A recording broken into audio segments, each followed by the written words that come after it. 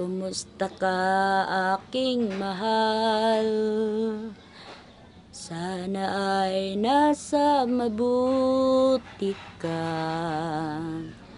Ako'y wag mong intindihin, nakakaraos din. Wala nang money, wala pang honey.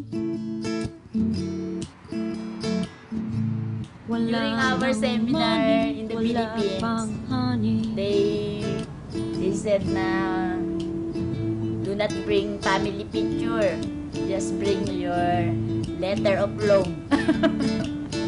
Para daw wag ma-homesick. May someone ko, ama. Ikang ko. Because you miss the family.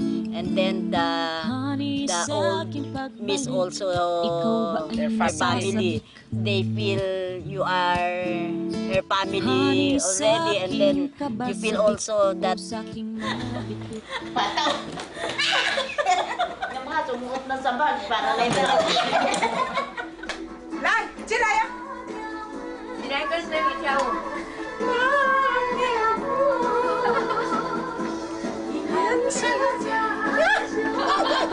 Tawa ka ka. Tayo na, mahulog ka. Ayun, pumasok kapatid. Ano mo? Nauulit ako. Ayan ka, nangihintod dun. Ano, pwede na. How do you feel that you are going home? Maybe Iri. I look my two sons and I talk to them. What is your feel that I come back now?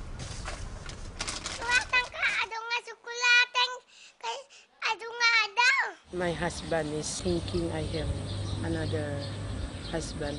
I tell, why you think that to me? Maybe you do that.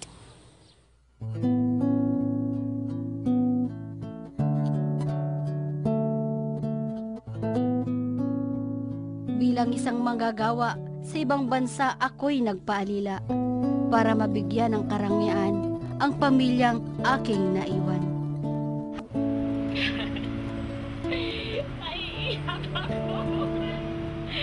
Ayoko piyak! Don't cry! You have another 8 years and 5 months. No, if I finish this, it's close.